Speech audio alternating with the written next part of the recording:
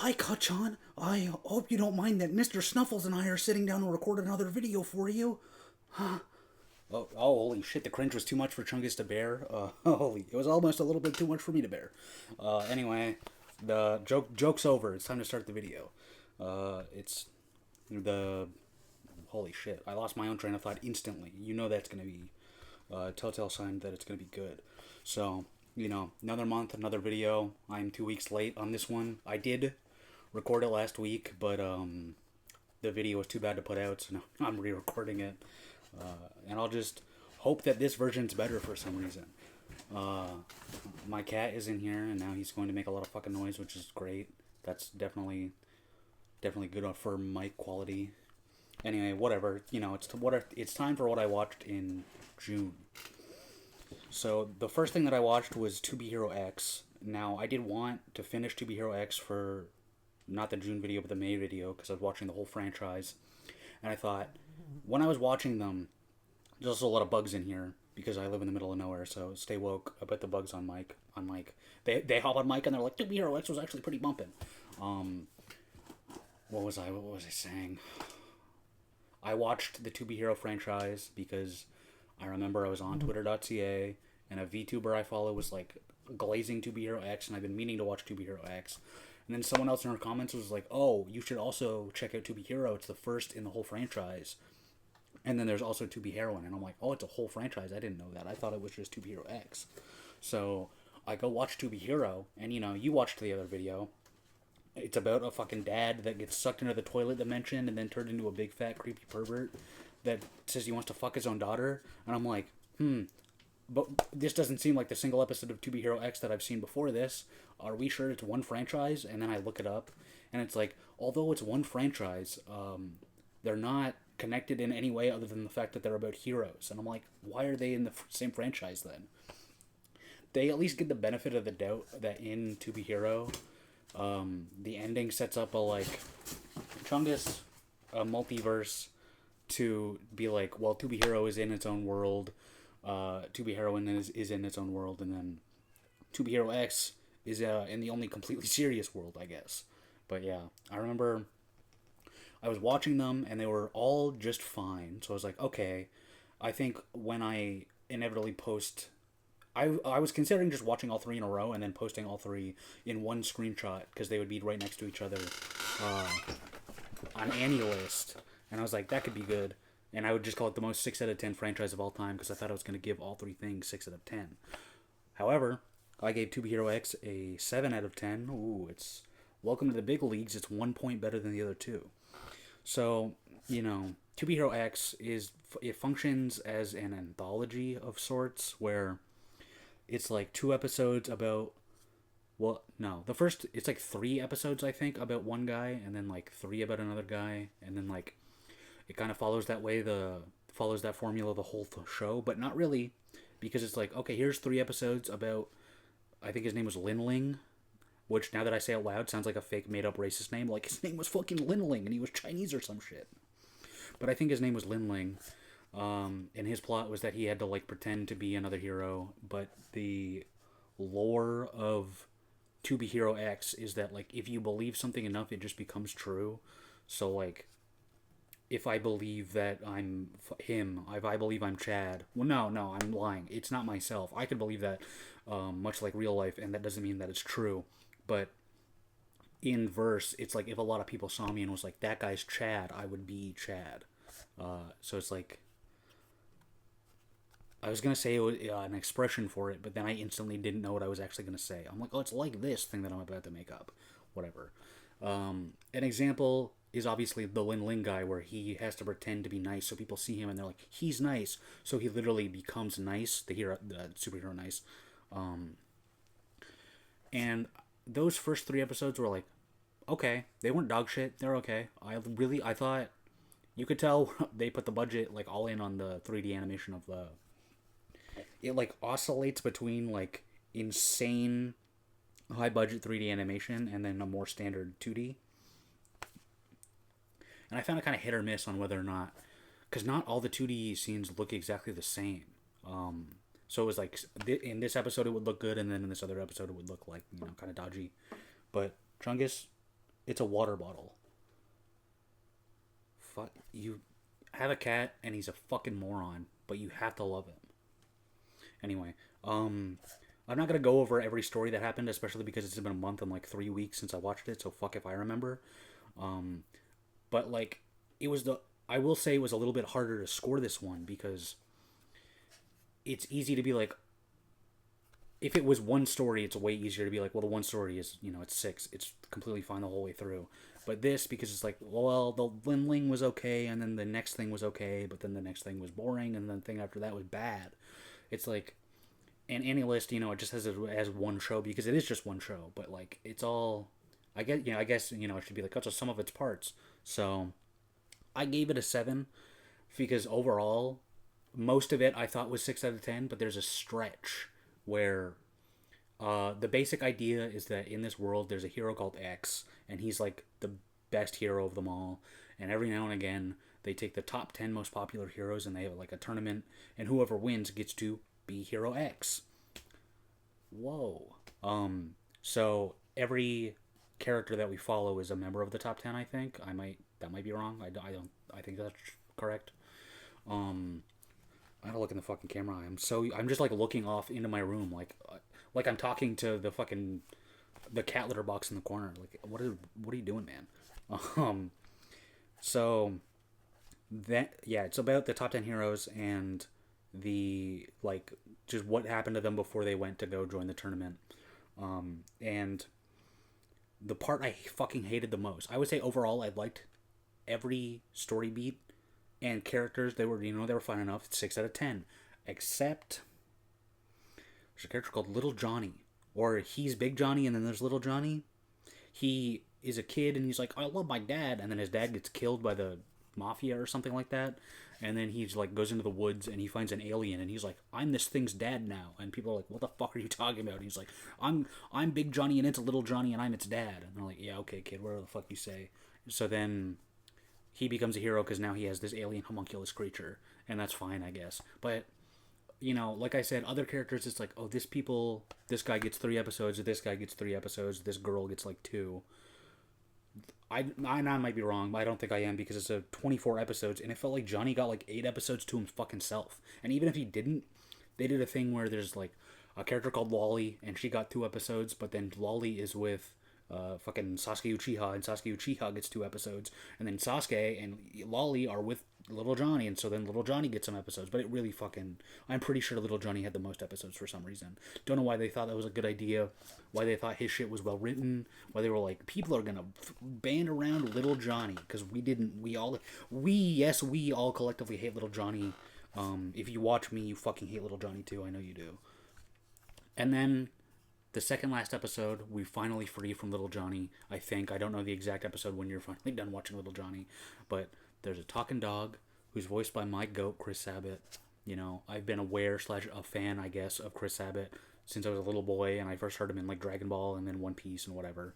So then to watch this and I'm be like, that talking dog is Vegeta, whoa. But then his episode is actually really good, especially compared to the fucking Little Johnny slop I just had to sit through. It's like, yes, please, more of this. But then I look, and it's the second last episode, and there's one more episode where the Chris Sabat dog, hangs out with X, and it's fucking really awesome, and it's like really creatively done, where like it's going back and forth between 2D and 3D, and honestly, I should probably fucking dock like 9 points and make it a fucking 0 out of 10 for being like, it's about all the heroes that go off to be in the 2B Hero X tournament. But then the last shot is them being like, are you ready for the tournament? And then the show ends. What? Why? What? And I saw some people hoping that Anime Expo just happened, and people were like, maybe they'll announce 2B Hero X Season 2. I'm pretty sure they didn't. I don't know if that's just like copium from fans that want more, if that's even really a thing that's going to happen. I would watch more, it's cool enough. But they should make more to fucking make up for that blue ball anyway. But yeah, 2B Hero X, 7 out of 10. I honestly thought I wasn't going to like it at all. I definitely don't like Little Johnny. I hate him. Anyway, moving on. The next thing I watched was Rooster Fighter. Rooster Fighter is a series I remember hearing it was getting an anime, but I feel like that was like 2 years ago. Which seems like way ahead of time from announcement to airing, if that's even true. I might have heard about it last year, but Fuck if I know. Memory isn't real. Rooster Fighter is the single greatest piece of fiction ever made. In that I don't think it's a show you would like if you heard the premise and you were like, hey man, that actually sounds pretty gay. But you would like it if you heard me tell you what it's about and you're like, that's actually pretty fucking awesome. So Rooster Fighter, it's the series where there's a rooster. Who could have fucking guessed that? And he fights demons. He's a rooster fighter. Whoa. So there's this rooster called Case K. And Case K goes around battling demons because his sister was like kidnapped by a big evil demon. And the way he does this is, so I read the manga for this first before I watched the anime, and in the manga things are just like completely literally translated, where he will do a big like mouth beam, and in the manga he's going like super cock-a-doodle doo, and I'm reading it and I'm like crying tears of joy. I'm like, it's so fucking peak. But then in the show I watched the English dub because I heard that Keisuke was going to be voiced by Patrick Seitz, and I was like, perfect fucking casting. That's exactly the kind of guy I was imagining when I read it. You know, him doing like his Endeavor My Hero voice for this fucking chicken, hell yeah. But in the anime, instead of going super cock-a-doodle doo, it's like Kakaro Kake, which I have to imagine is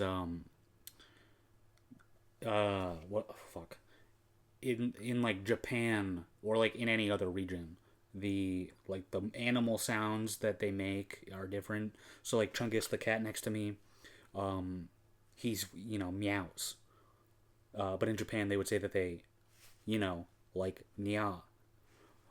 Maybe this will be like on record for just like my most cringe video. Like I have to let it out for some reason. But like in Japan, if a cat came on screen, they would have it go nya. So I have to imagine that in Japan, either cock-a-doodle-doo just translates to kakaro kake, or they're like, that's the noise roosters and chickens make, is kakaro kake. So, yeah. And then there's a character introduced in like episode 2 or 3 that's like a little baby chicken, like a little chick. And she's like, there's this old guy that sells them. And the little chick is like idolizes him, and she is a little girl. She loves him, and she like watches Yakuza movies with him. So then he's like, oh yeah, these Yakuza movies are pretty fucking sweet, right? Hey, check this shit out. And then he like writes kanji on her back. I don't remember what it says, but it's like determination or something to like make her feel badass. And she's like, hell yeah, pops, this is the best. But I think her pops gets attacked or like turned into a demon warrior or something like that. So Keisuke has to help like save him, and then she's like, you're actually pretty baller, I'm gonna come with you. So then the little chicken becomes one of the main characters. And then in the manga, she's like, hey Keisuke, I don't have a name, can you name me? I'd really like if you name me. And he's like, okay, how about Chicken Little? And she's like, I love it, it's perfect. And I'm like, okay. So then the whole manga, when they talk to this fucking character, they're like, hey, Chicken Little. And I'm like, oh, okay. That's maybe a little too silly, but whatever. But then in the anime, I don't even remember what they call him. It's been a month, but it's a Japanese word, and I have to assume it translates to Chicken Little. But, it's a little easier to be like, oh, that's probably just a Japanese name then. Especially because there's Keisuke, and then Chicken Little, and then later they team up with Keisuke's brother Keizan, and then they also get a girl chicken that joins them, who I think she's Rebecca. That might be wrong, because the Keisuke wants to save his sister Sarah, I think, which it's weird that Keisuke is related to Sarah. Yeah, what's up? I'm Tony, and this is my sister Makoto. Like, what the fuck? But then actually, that, now that I said it aloud, that might be a whole. But then Chicken Little breaks that. I'm getting into the fucking weeds of the chicken names. Because she's Chicken Little, but whatever the Japanese word that they say, and then Rebecca and Sarah, and then where I am right now, they're like in the manga. They're inside the mind of an evil, corrupted chicken. And she also, I think, just has an English name. So I was like, oh, well, maybe all the girl chickens have an English name. But then Chicken Little, whatever Japanese word they give her, I guess contradicts that. But I guess that makes her the exception, not the rule. Everyone else would be the rule. Hey, it doesn't fucking matter. Who cares?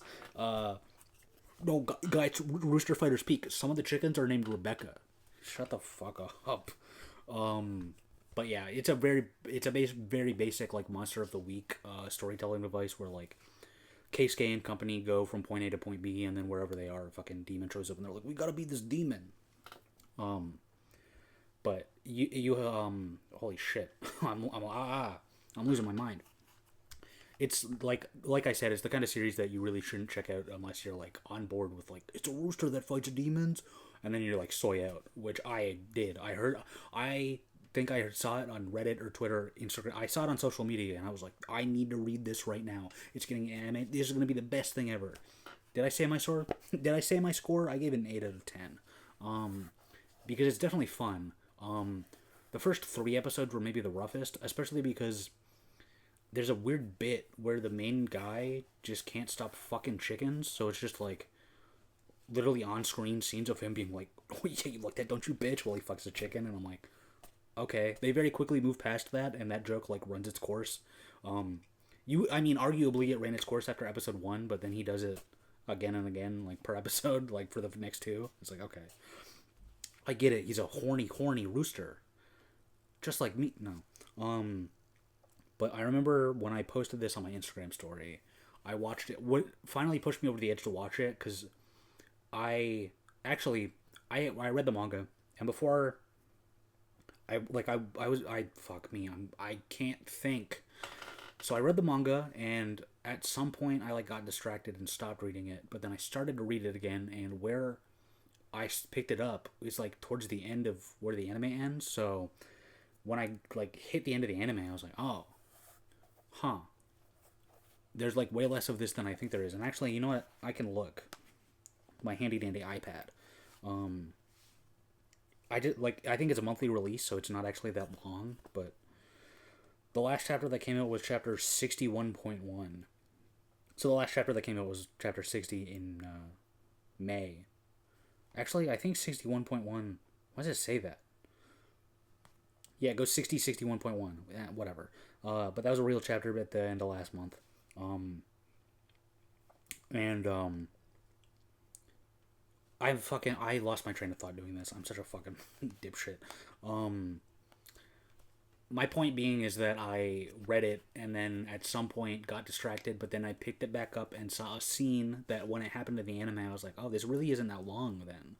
Because, I just read this. But then, obviously I binge read it, so who knows when that chapter actually aired. It doesn't matter. I need to move on. Anyway, so I was on Instagram and I saw a clip of Keisuke and Keizan, the two main brothers, fighting this gigantic demon. And they're like glowing red and blue respectively. And the caption on Instagram was like, "Don't you love it when two chickens go Super Saiyan?" And I was like, "Hang on, let me watch this because this is I read this part months ago. What part is this?"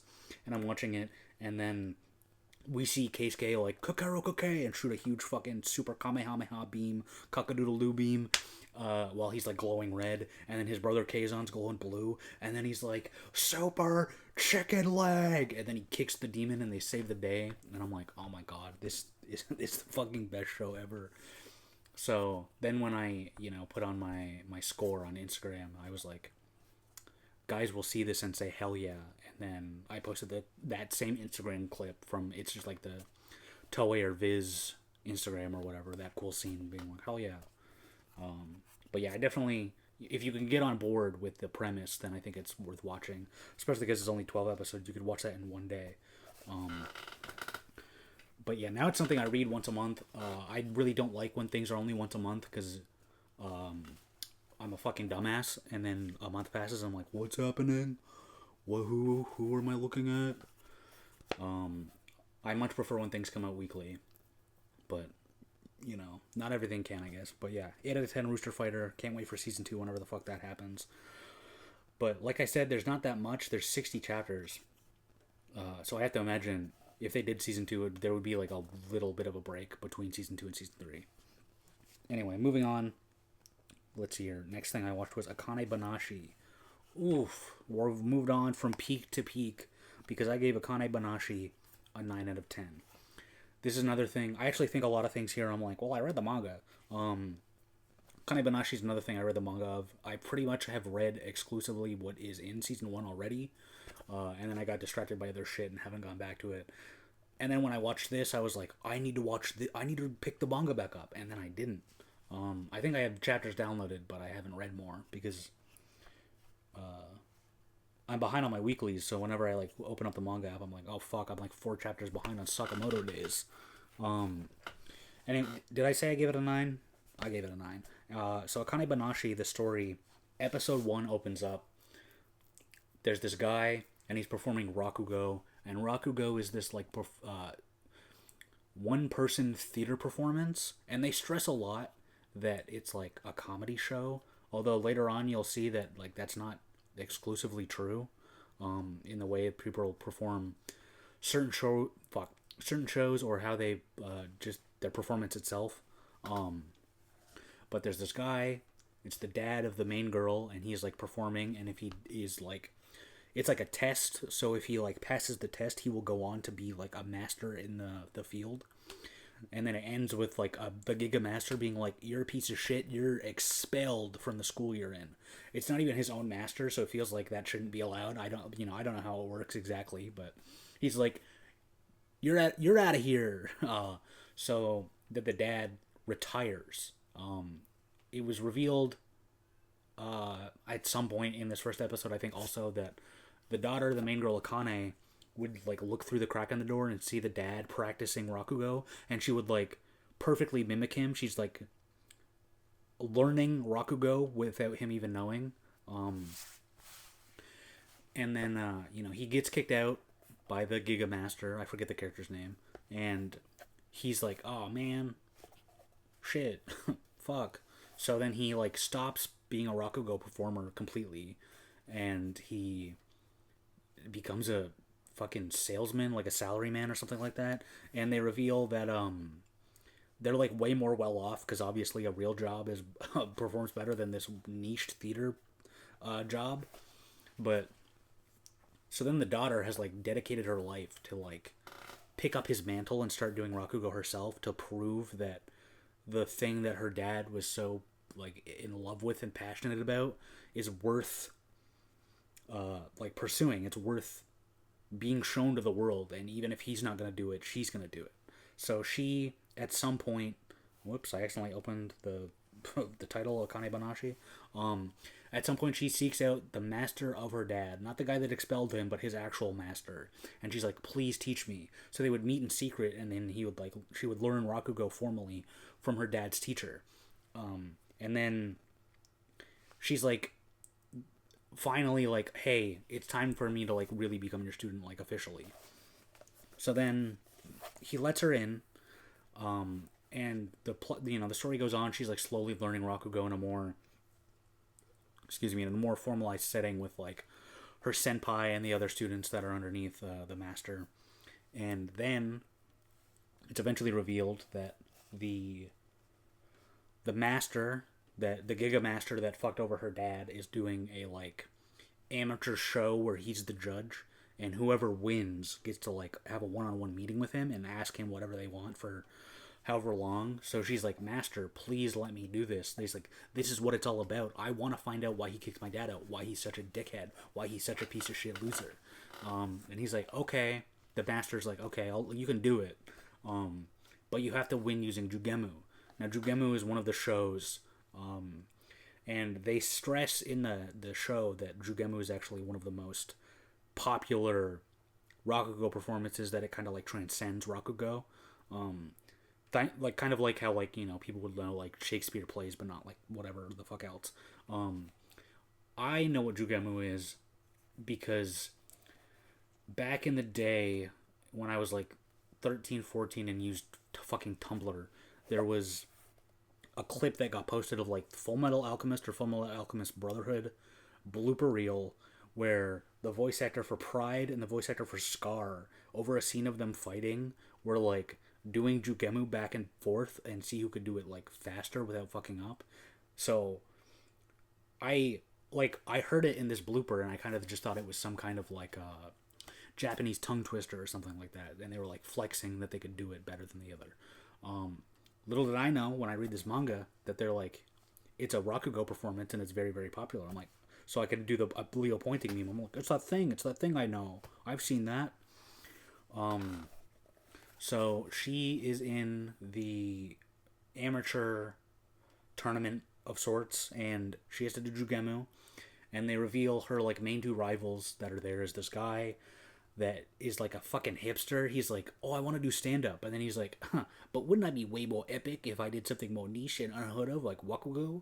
So, but then he like starts to learn Rakugo, and he like says to his teacher, he's like, isn't this kind of super old and gay? And they're like, well, it like it is what it is. It's like a long-standing tradition. Like you either fuck with it or you don't. And he's like, no, that's gay. I'm gonna change it. So whenever he does Rakugo, he changes it to be more modern. So like they introduce one story that like a priest there's like fuck it's a priest and he needs something but he doesn't know what it is, so he like tries to get the information through telling his followers to get it. And like he can't let them know that he doesn't know, but he's like trying to get the information out of them with trickery. But hipster loser guy's like, well, wouldn't it be way more funny if it was a doctor and he needed to find out what a bee movement was, and it ended up with him telling the higher ups that a bee movement is actually a bowel movement, but he didn't know. So that's what that guy does. And then there's another girl that's like, they introduce her and she's apparently like a famous voice actress, and everyone that sees her soys out and they're like, oh, it's her, oh my god. And then they're like, why is she in this Rakugo tournament?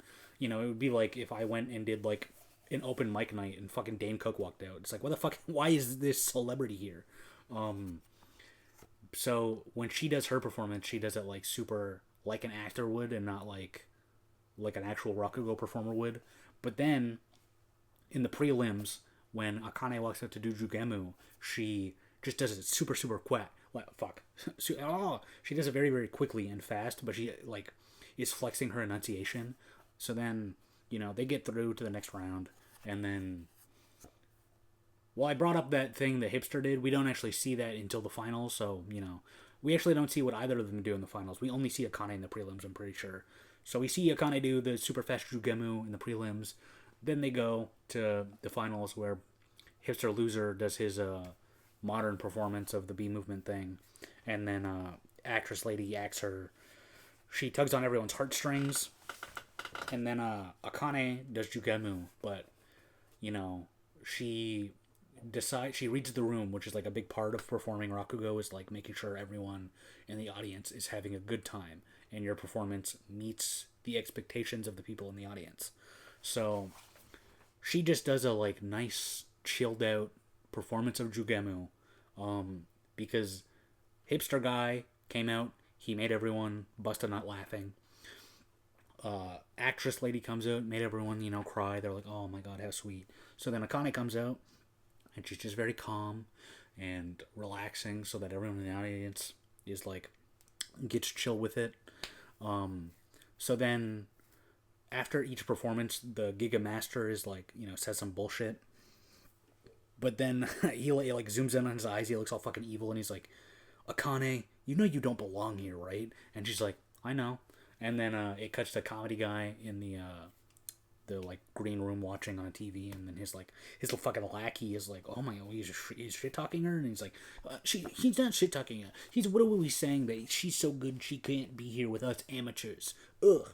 So then Akane wins, and she gets her one.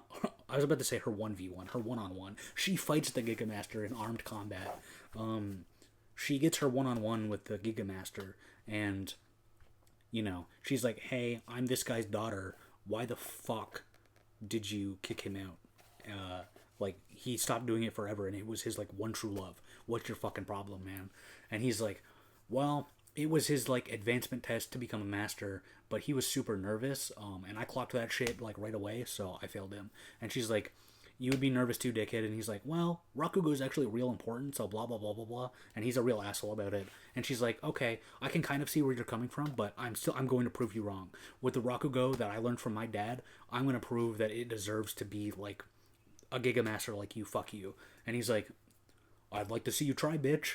He doesn't say that, but so then she leaves, and then that's basically where the season ends. There's like one more episode where she goes and parties with her like fellow students, and it's nice and wholesome. But it's this show about live theater that I had never heard about. Like, what the fuck is Rakugo, right? Although I do think when I did that ranking the top 100 video, there's a very popular show, like top 10, top 20 shows. That's another show about Rakugo. So, this was great. So maybe I should go watch that too, especially if it's in the top fucking 10 or whatever.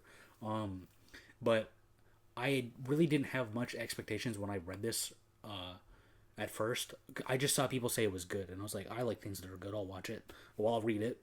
And then I liked it when I read it, but I think I liked it even more when I watched it. Like, I think the fact that it's theater, it kind of lends itself more to being something that you watch than something you read.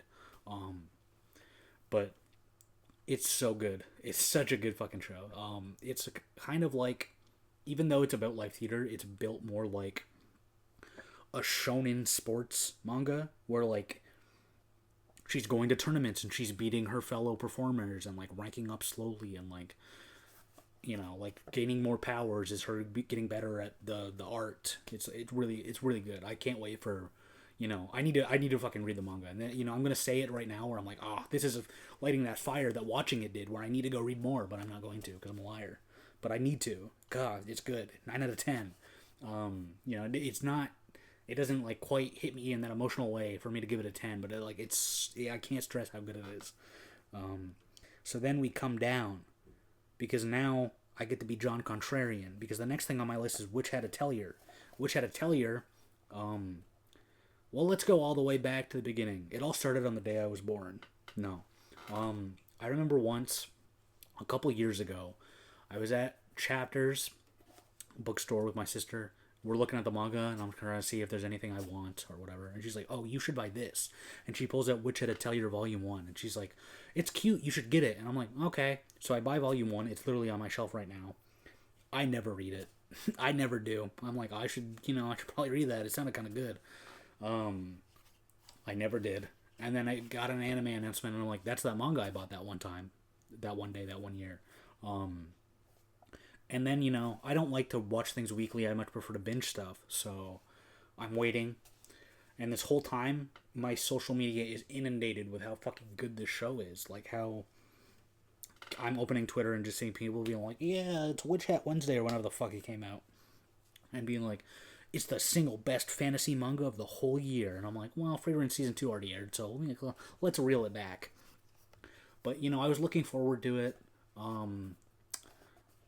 I watched... Did I? No. I lied. I was like, I watched episode 1. That's not true. I didn't do that. But my gay boyfriend, Andrew, watched it, and then he was, like, talking about how he thought it was kind of boring. And I was like, huh. But this is the thing everyone likes, and people would never lie or be incorrect. That doesn't add up. So then eventually I start watching it myself. Episode 12 airs, and I'm like, it's over. I can watch it. Little did I know it was 13 episodes, and I was like, oh, fuck. So then I had to wait a week or whatever. But episode 1, great. Coco is a little girl, loves magic. She's like, I wish I knew magic. Wizard shows up, like, at her doorstep and, like, needs work done. Her and her mom, like, do stuff with fabric or whatever. And then she, like, they need the wizard to cast a spell or whatever, and he's like, okay, but no one can watch, so obviously she sneaks a peek, and it's revealed that magic in this world is done via using, instead of a magic wand, you have, like, a magic pen, and you, like, draw, like, magic circles and sigils, and she's like, oh, shit, because back in the day, when she was even younger, she saw, like, some random lady on the street, and was like, magic is real and you can do it if you buy this pen. So then she, like, got a pen from this, like, shady saleswoman, and she's like, oh, I've been using it wrong. I thought it, was a wand, but I needed to draw with it. So then she draws with it, and she accidentally casts a super fucked up forbidden spell that encases her mother in fucking rock, like, fossilizes her in rock candy, like blue crystal. And the wizard is like, you miserable fucker, why did you do that? And she's like, I just wanted to use magic. I didn't know that would happen. So then he's like, okay, well, we have two options. You can either A, I erase your memories and no one saves your mother ever. Fuck you. Or you become my apprentice and then we don't have to erase your memories and we can work together and eventually find a way to save your mother. And she's like, well, let's do that one. So she becomes his student, and in my mind, I'm like, okay, it's gonna be like a race. She needs to save her mom. And then it very quickly is not about that. It's like her big chilling with the other students, and it's like, okay, let's go into town and buy you a pen. And there's a whole episode where they just go buy a fucking pen, and then when they're off buying the pen, they get sucked into the back rooms.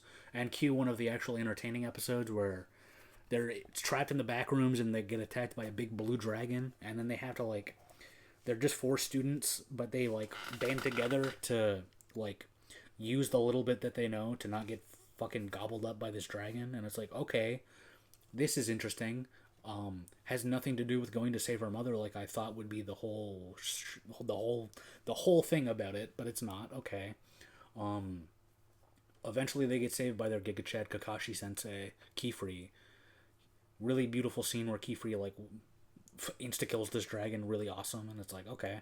And you know, I won't say that the show is ugly or even that it's outright bad, because I don't think it's bad. I just think I had expectations that were not met, especially seeing how much people loved it, where I'm like, hey, people love it, this will be great, I like things that are great. And then it was just fine.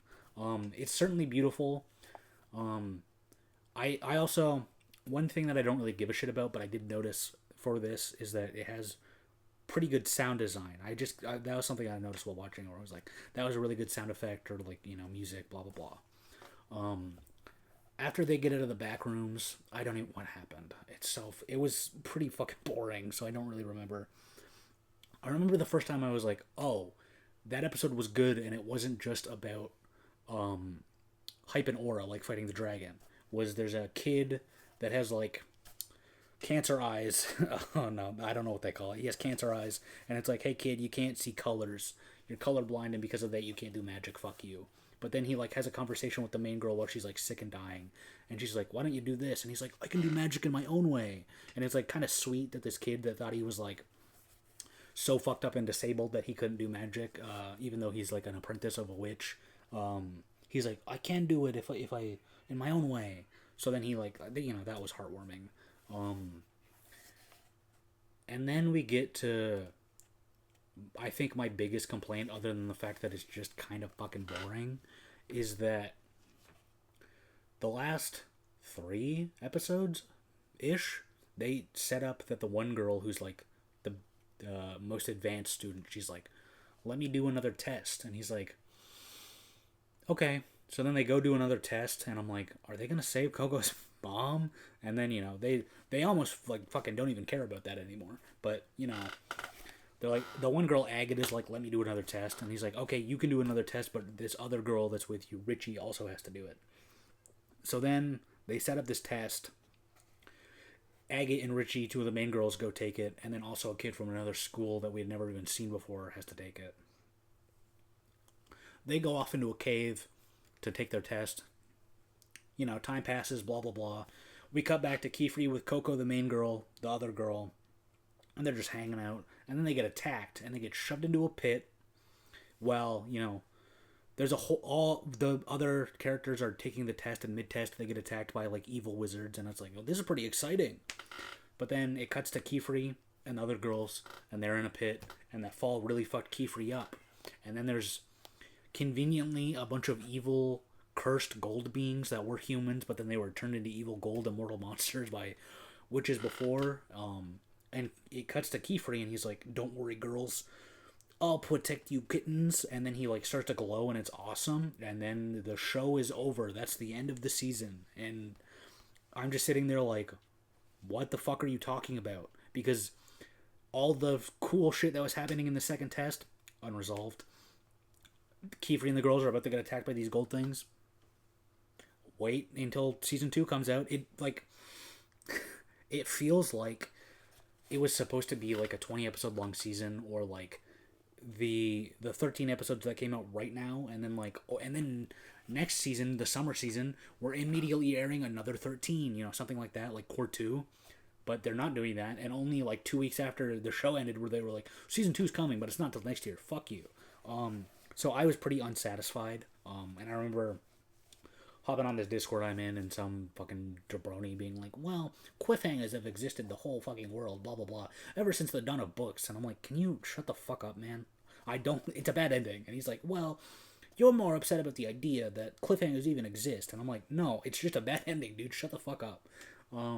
So I'm like, let me go look at the manga. So I hunt down the exact point where the season ends, and then I read 10 more chapters, and then the story arc is resolved. So, for reference, the anime covers from volume 1 to volume 4 of the manga.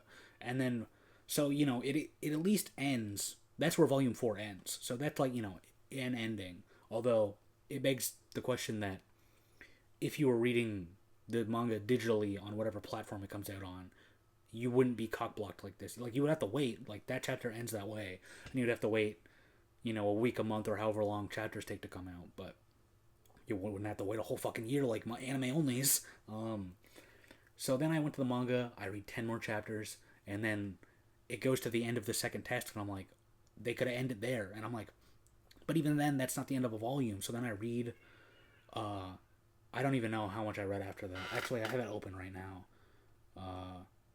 I have chapter 36 open on my laptop here, and it, that's not even an additional 10. So it's like 15 more chapters to like hit a real endpoint. That's not. Will they defeat the gold monsters? Find out next time on Dragon Ball Z.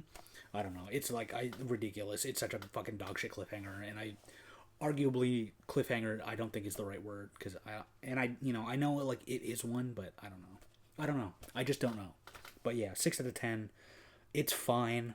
The next 15 or so chapters I read after that were also just fine.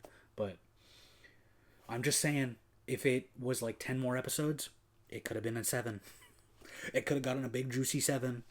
Whatever. It's time to move on, because I still have 5 more shows. 5 more shows, and I'm already an hour deep. Anyway, the next thing I watched was Dr. Stone Science Future Core 3. I gave it an 8 out of 10. And I think, looking back, I gave most of Dr. Stone an 8. Dr. Stone is one of my favorite manga. Saying a lot. I watched season 1 as it was coming out back in like 2019. And I really liked it, so I was like, ooh, I want to go read the manga. So then I read the manga. It was still actively coming out when I read it. So then excuse me. Oh, Jesus. I couldn't breathe because I had a burp. Like, comment, and subscribe if you burp too. Dr. Stone, I started to read it every week. It became something that I really liked. I think it's one of the best looking manga I've ever read. I can't say that translates to the anime. The anime actually looks pretty mediocre in comparison, but it is what it is. But I think I gave season 1 like a way higher score because it became something that I like really, really loved. I do think even in the manga, the part that this anime covers is like the worst part. Like, it's like really rushed to like get to an ending point. It's basically like they find out that there's like an evil transmission on the radio, and it's coming from the moon, so they have to go to the moon, even though they have like Stone Age technology. So then they like speed run grinding to get technology back to a point where they can like make spaceships and like go to the moon. Is it believable? Obviously no. Is it fun? Yes. I think Dr. Stone's greatest strength is like its character writing. Like, I think basically every character, I don't know that there's any character where I'm like, well, that guy sucks and is boring and I hate when he's on screen. I don't think that really happens. I know the last core ended with like the Great Suika episode, so maybe I gave that part a 9. I don't remember, but like that was like, that part's like a great part, and then this part's just like, it's good because all of Dr. Stone is good, but it leaves a little bit to be desired with how quickly they speedrun to the ending. And I was gonna give it a 7 out of 10, but as it's ending, there's narration done by the voice actor who voices the main character Senku's father, the character Byakuya. And he's saying that, like, so throughout, like, great effort, Senku and his pals, like, revived everyone that was turned to stone back in season 1, blah, blah, blah. So even though, right now he's just Senku, he'll forever be remembered throughout history as Dr. Stone. And I didn't start to cry like a little baby or anything like that, but for some reason that hit just right, and I'm like, fuck, it's not a 7, it's an 8. And maybe some people will be like, really, a single line gave it a whole extra point for you, and yeah, it did. Fuck you, eat my ass. It made me feel things. It made me. But yeah, I watched Dr. Stone, 8 out of 10. Overall, I think the manga, I would probably give like a 9, maybe, because I really, really love it. It's maybe not as good as other things that I would rate that high, but I still love it. So, easy. I think it's an easy recommendation for something to watch. The next thing that I watched was Botan Kamina Fully Blossoms When Drunk. This is something I was texting a friend of mine about the show. When I watched that show, Rock as a Lady's Modesty, I was like, hey, this is pretty funny. I think maybe you would like it. So she texted me back like, oh, well, actually, right now I've been watching Botan Kamina. Are you watching it? And I was like, oh, I've heard of that. No, I'm not watching it, but I'll check it out because you're recommending it. And then I looked, and it like 2 episodes were out, and I'm like, oh, it's like new. It's like this season. So I started to watch it. The basic idea is that there's like a bunch of girls living in a dorm room. I'll give my score up top. I always fucking forget, and then I say it mid sentence or something. I gave this one an 8 out of 10. It's always interesting where like sometimes I'm like, oh, is this a 7? Is this an 8? And then like by the end I'm 1 over. Well, I mean, I never thought it was bad. I'm not gonna be like, well, at first I was gonna give it a 3, but then episode 12 really made me think it's a fucking 8. The basic idea is that there's a bunch of girls living in a dorm. They like go to college. They live in a dorm together. There's Ibuki, who's like what do they call her? Class rep? I don't even know if that's right. Or like, she's something important to the dorm, like head of house or something like that. So they're like off on a shopping trip together, and Ibuki like sneaks off because she's like, I'm fucking bored. So then she goes off to go like drink alcohol, and then Botan Kamina is the main girl, like technically, and she hunts her down, and she's like, I would like to share this drink with you. And then Ibuki's like, well, I actually don't drink in front of other people. I'm very insecure because when I drink, I get the hiccups, and I'm shy about it. And Botan, I'm going to forget the exact details, but she's kind of like, yeah, let's drink together. It's fine. That's cute. So then they drink, and the basic premise for every episode is that they like go do something. And maybe this isn't true for every episode, but they go somewhere, they're like hanging out, and they're like, oh, we can get booze here. So then they like highlight a different kind of alcohol while they're out, or they're like, oh, we're here, so let's get, this beer, this like cool like French whiskey, and they like explain what it is and blah blah blah.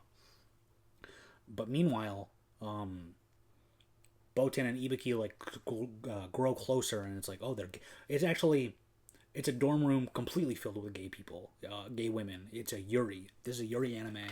I remember my friend recommended it, and she's like, they're all gay, and I'm like, oh, interesting. So Botan and Ibuki are like the main couple. The crux of the show is spent on them. And then there's the girl with the purple hair who also wants to fuck Ibuki, but Ibuki is like all in on wanting Botan. Then there's a shorter girl and the girl that likes music. They're a pair. And then at some point, and I think I was not paying attention, they introduced some, I think she's Taiwanese. I don't remember. And now I'm going to be racist where I'm like, she's something else. she's another Asian. She shows up to like be the new girl for purple hair because purple hair like wants Ibuki real bad. But Ibuki like outright rejects her, and they're like, smoke a cigarette together, and that like solidifies the end of their relationship. And then purple hair is like pretty emo for 2 episodes until she like fully moves on to wanting to be with a Taiwanese girl. And I'm like, that was fast. I don't think you liked Ibuki that much. But there's a point I remember because my friend recommended it to me, and then 2 episodes were out, so I watched those 2. And then I watched episode 3 as it aired, and episode 3 is just like weirdly especially beautiful compared to all the other episodes, and I'm like, whoa, this is awesome. But I was really rooting, for the 2 main girls to get together. They clearly had something special. And there's a scene where they're like, I think they're at a bathhouse, and they've come to terms with the fact that they're not just friends, and that's the verbiage that they use. And I'm not, the smartest guy. So I thought it was pretty interesting with how they went about it, where they're like in a bathhouse together, and they're like, "Let's stop being friends," and they're crying because they're so overwhelmed with emotions, and it's like, huh, it was a pretty. I thought it was a pretty scene.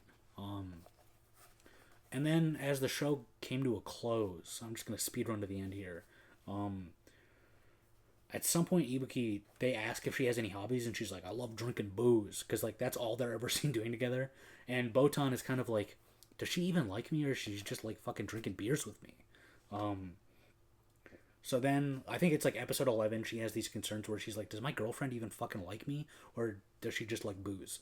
And then episode 12, they go do stuff where they like spend a large majority of the day just hanging out, and they're like clearly having fun. And she's like, "Okay, I was just being insecure. I think we really have something special." And then the episode is capped off with them drinking, because that's something that you know is a core part of the relationship, even though both Dan had her doubts that it was the only part of it. But yeah, I gave it an 8. I really liked. This was something that even though I'm bad at watching stuff weekly because a friend recommended this to me, I was like, okay, I want to keep up with this because it's something for us to talk about. But yeah, 8, pretty Yuri. And then I left that Yuri and almost went immediately into another Yuri because I'm something of a gay woman myself. What? The next thing I watched was This Monster Wants to Eat Me. So there's this suicidal girl, and she's like walking home from school, and a big evil fish monster pops out and is like, "I'm gonna eat you," and she's like, "Wow, who gives a fuck? Do it. I don't even care anymore." And I'm like, she's pretty based. But then she gets saved by this like pretty lady, who's like, "By the way, I'm a mermaid, and no other monsters get to eat you but me, okay? But I can tell you want to kill yourself real bad. Let's make a deal. I don't want that. I want you to be happy and healthy so that like when I eat you, you're devastated and it'll make you taste even better. So I'm gonna like protect you from all these other evil monsters." And I'm like, okay, this is pretty. I like where this is headed. Unfortunately, it almost immediately like goes a little downhill where I was like, oh, that's really interesting. But then it's revealed that the main girl's best friend is a like local deity that's like a fox spirit, but she's just pretending to be a human girl. And she's been protecting her from the monsters because the mermaid eventually reveals like you want to kill yourself so bad that like people are so horny about eating you. Like you radiate this scent that's so delicious. But they're like, there's no way you wouldn't have been eaten before now. It doesn't make sense. And then it's revealed. Well, my fox girl best friend was protecting me, and then there's like a battle scene where Fox Girl is like battling Mermaid Girl, and I'm like, is this a battle shonen? That's not what I wanted this to be gay porn. I wanted this to be Yuri. And then the Fox Girl is like, because she is in fox form, she's like, I actually want to eat you real bad too right now. So then she like rips off some of her. She's like a nine-tailed fox or whatever. She rips off 2 of her tails, and she's like, "There, now I'm way weaker. I could probably still shit stomp Mermaid Girl, but now I can suppress my urge to want to eat you. So we can still be besties." And then it becomes a little bit about that, where like they go places, and then it's like, oh, a monster, and then they have to protect her, and I'm like, I really just wanted the suicidal girl to French kiss the mermaid. I don't know. It's then eventually revealed. I'm gonna spoil it because it's fucking stupid. That the mermaid met Suicide Girl when she was a little girl, and but the mermaid was like stuck. She was like super weak. But the little girl was like, "Hi, fishy," and like became friends with it. Blah blah blah. And then Mermaid Girl was like, "Hey, you're one of the boys, so here's my blood and mermaid magic. You'll forget this ever happened." But it's then revealed that if you like give a human your blood as a yokai, you will not want to eat them because they'll smell like piss and shit. So then Suicidal Girl's like, "You said you were gonna eat me from the pack." So then Mermaid's like, "Oh well, no, I don't want to because you reek of shit." So I don't want to do that. And then Suicidal Girl gets even more emo somehow. Like she's like, "You said you were gonna eat me, and I was really happy about getting to die, but now you won't do it." So then she's like, "What about our deal where you were gonna eat me? Fuck." And then they eventually, they hash it out, and she's like, okay, even though, you smell so bad, you smell fucking putrid, I hate it, I'll eat you, but only, not right now. I want you to get like, like I said, I want you to get better, and I want you to get happy, and then I will eat you, even though I'm madly in love with you. And then, suicidal girl's like, hey, you know what, that sounds good to me. That's not gonna happen. I'm not gonna get better. I'm deeply unhappy. I want to kill myself so bad, but let's deal. Deal's on, and then the show ends. What did I give it? I give it a 7 because I really like Suicidal Girl. I think she's a pretty. I like. I think she's a good, fun character to watch. But. And I like the dynamic of Suicidal Girl and wanting to get some mermaid pussy. Well, I guess it's the opposite. I guess a mermaid wants some Suicidal Girl pussy, just like me. But I think it's carried by those two in the main dynamic more so than the actual writing that was present. I think if anything, it's really a 6 out of 10, but I gave it a 7. I don't know. If there's a season 2, I'll watch more, although I'm not really like looking forward to it. Yeah. Okay. Well, hey, 2 more shows left. We'll barely coast over an hour. The next thing I watched was My Sweet Tyrant. It's a 25 episode show where every episode is like 2 minutes long. So I watched it really quickly. I was watching it like at first I was watching like 5 episodes a day or something like that, so that I could like watch in like 10-minute bursts. I think towards the end I watched like most of it in one day though. It's called My Sweet Tyrant, and the title is kind of completely literal because it's about a boyfriend and a girlfriend. And the boyfriend, every time he sees his girlfriend, is like, don't talk to me, you're such a stupid, ugly bitch. Oh my god. Get the fuck away from me. And she's like, I love you too. And it's like, what? And then like the gimmick is that, when he sees her, he's like, you're a stupid, ugly bitch. But then when he's away from her, he's like a creepy stalker and is like actually completely in love with her and obsessed. And it's like, so he's her sweet tyrant, and that's why it's called that. And then later on, there's a scene where he's like, fuck you, loser. And she's like, oh, he's in tsundere mode. So she's just like completely aware of this. Then there's a secondary gimmick where the main guy's sister is like crushing on main guy's best friend because he's like super sweet to her, even though he's like kind of ignorant to the fact that he's like a nice guy. He's such a nice guy. And then there's a tertiary subplot where a high school girl wants to fuck her teacher and he wants to fuck her back. That's maybe like the weirdest part, where like there's literally a scene where she's like, I'm gonna be your wife someday, right? And he's like, oh, I really wish you'd stop saying that. And she's like, harumph. And he's like, oh, I didn't say no. And it's like supposed to be sweet, and I'm like, pedophile, you're a pedophile, fuck you. But yeah, it was, easy watching. I give it a 6 because 2 episodes, there's not much depth. It's a comedy show, and I don't think I ever laughed out loud, but there were scenes where I could go, oh, that was funny. The teacher shit, it's definitely weird. I don't know why they decided to go with that angle. But yeah, I think the only other show I've watched that's this length was when I watched Me and Roboko-chan. Me and Roboko. The show about a guy that has a super masculine live-in robot maid girl. Me and Roboko sweeps this one. Me and Roboko actually made me laugh out loud sometimes. This one never did. This one I was just like, oh, that's funny, and I moved on. Anyway, and that's basically all there is to say about that. So next I watched Kill Blue. Kill Blue, this is entry number 4 of a show I watched in June that I read the manga for. Because I remember this was something that like every now and again Shonen Jump gets like new mangas coming in, and this was one that came in and I was like, oh, cool. What's this? And I started to read it, and I read it until the end. The basic idea is that there's this guy called hang on, I have to look. Oh, Juzo Ogami. I got it wrong. Juzo Ogami. And he's this like master hitman, and he's on a case, and he gets stung by a wasp.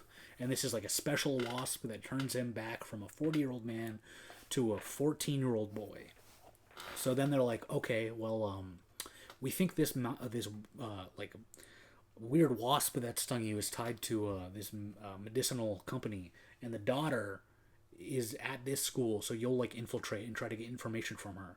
And then it like spins off into this whole other plot where she is set to inherit this pharmaceutical company, but she needs to get married to do that or something like that. I'm gonna get some details wrong.